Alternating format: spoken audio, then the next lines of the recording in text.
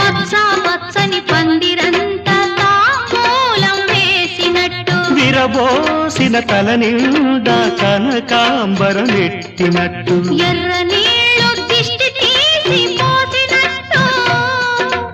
ఎర్ర నీళ్ళు దిష్టి తీసి పోసినట్టు కర్పూరం హారతి ఇచ్చినట్టు ఆకాశం ఎందుకో పచ్చబడ్డది ఆ నడుమ బొట్టేమో ఎర్రబడ్డది వీచే గాలుల తాకిడి సాగే గువ్వల అలజడి రమ్మని పిలిచే పైబడి